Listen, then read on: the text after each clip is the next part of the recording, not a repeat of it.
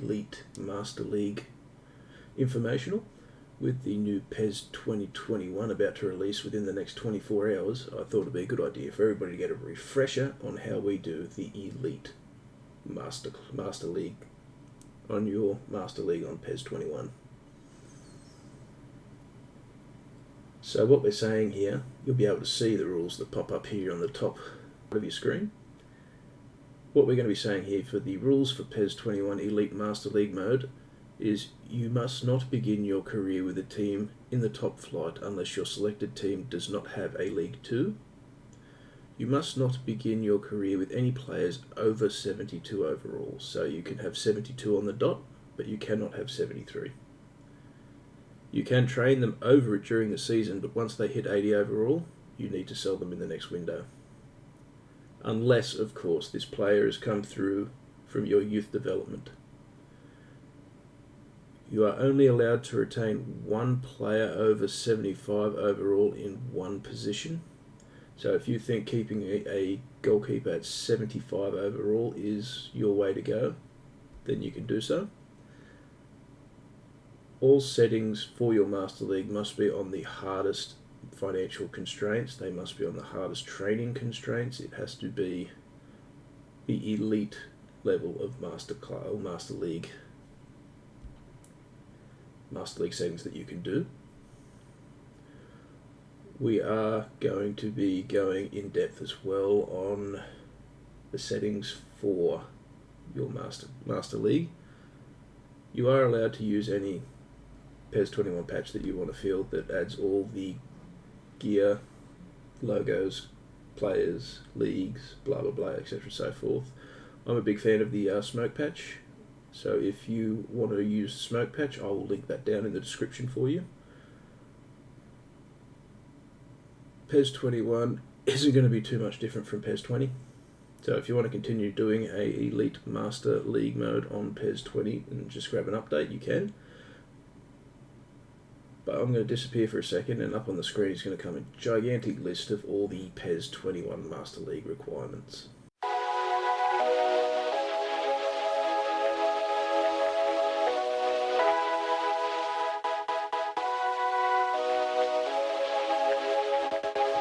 Alright, now you've read that, we are going to be talking now about your settings.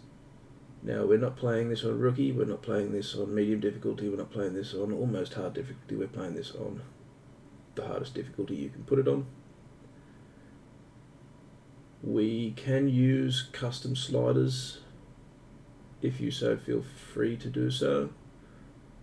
For me, I will leave them as is until testing is done on any new slider set for 21, even though I don't think there's going to be much of a change, because it is really just a season update. We are not going to be needing a great deal of changes from last year's PES 20 Elite Master League. But one thing I'm looking forward to is that I'm going to be kicking off, hopefully we can do a 4-league Master League in England, starting from the very bottom. There is nothing stopping you from doing this with a custom-made team. You just have to make sure that every player on your custom-made team is 72 or lower. And when one of those players hits 80 overall, that you do sell them. Doing so will keep your competitive advantage to a minimum. If you keep all your players around that 72 overall, I feel that is the happy point. Because you can, if you scout specific talents, you can get competitive players that are between 69 and 72 overall. They're not going to be like Kai Havertz or Mason Greenwood in front of goals, or you're not going to have somebody like Virgil van Dijk in the backfield there. You're not even going to have a poacher like Thomas Muller floating around up the front. But you will be able to pull off, worlders. I'm cruising right now with my Birmingham story with a team that has the highest overall of, I believe it's 75, which is my goalkeeper. We're in the championship in the 20 season, and we are leading the league for what was the last season mode for PES 20, because we'll be kicking off our PES 21 Elite Master League mode tomorrow when the game comes out. And what I'm going to be doing is I'm going to be throwing it to Twitter to see which team from 4 we're going to be doing it with. It'll be very interesting to see where we go. Well, of course, the team that is on my jersey right now is going to be one of the options. So if we have any Bremen fans out there, make sure you get your vote in on Twitter. Twitter is just at the fade. So make sure you go and check that out. With that said, I'm looking very forward to PES coming out tomorrow. It's going to be a very competitive Elite Master League mode this season. I think it's going to be very challenging. There's been a lot of player changes, a lot of movement. Some teams that were just absolutely stacked are now sort of semi-stacked, or you've got teams like Chelsea that have just absolutely exploded with talent this off-season.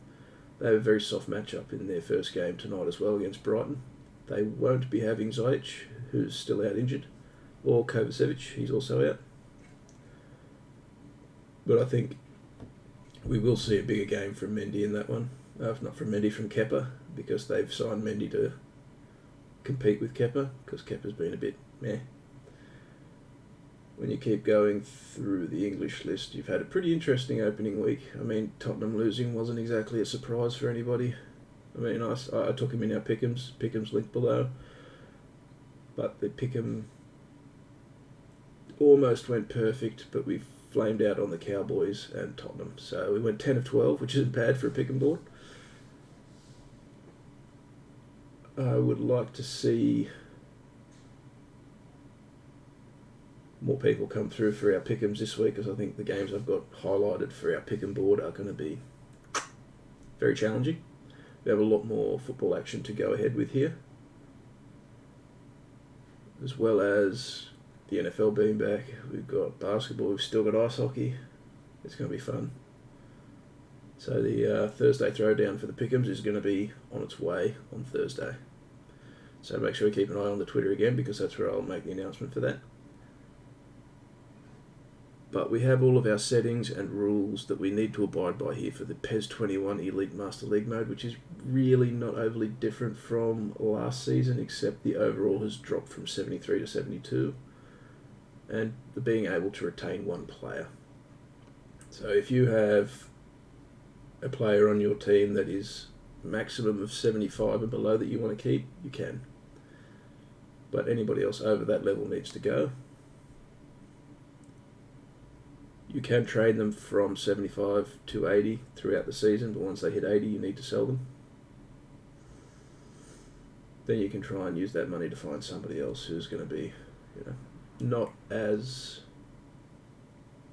high level. They could be just as good, just hidden down there to 72 or 73.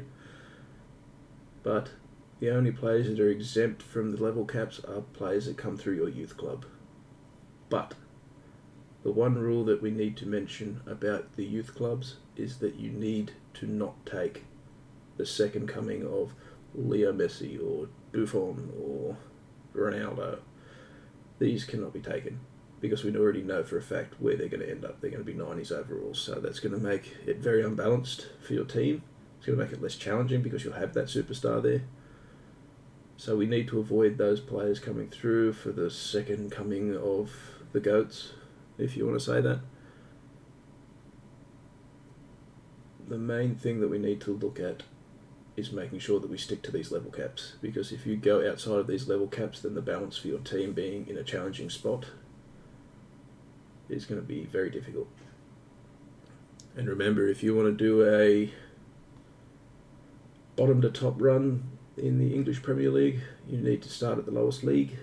If you are a big fan of a team like a big money team like Manchester United or something, you will need to sell a lot of players. That's not sell, that's shell. You need to get rid of them. They won't be free agents. You'll probably have to stick them on another team. We're thinking that, like I said, when you see a player with those names coming through a youth club, you need to either get them out of your youth club by selling them or putting them on loan, or never signing them to your team so they leave. Those are the only options you have when it comes to these names coming through your youth channels. But if you want this to be a really challenging PES 21 experience, you need to stick to these guidelines. As I said, if you put updates on your PS4, Xbox or PC edition of PES 21, then you can still use these guidelines. Everybody wants to have the custom teams, the names, the players, everything, the whole kit and caboodle. It is what it is. It's football. You don't play football to play with John Brown, the non-existent footballer that picks apples on the weekend. You want to play with your Ziyech's, your Mullers, your Lewandowski's, your James Rodriguez, Sergio Ramos. You want to have all these players. Notice how I skipped all the goats there. But yeah, we want to keep to these settings, guys, because if you don't stick to these settings, then it's going to be a struggle for you to keep a competitive season going through the 21 experience. And if you're a person like me that really enjoys a career mode, a good depth career mode, PES is where it's at, and if you stick to these guidelines, it will become even more challenging. Alright crew, thanks for listening, and I will see you again on the next PES 21 update. Hey everybody, my name's The Fade. Thanks for tuning into this YouTube video. I stream weekly on Twitch at twitch.tv/The Fade with a 4 and a 3, weekdays Monday to Friday, 9:30 AM to 5 PM CET. Be sure to drop by the stream and give it a look.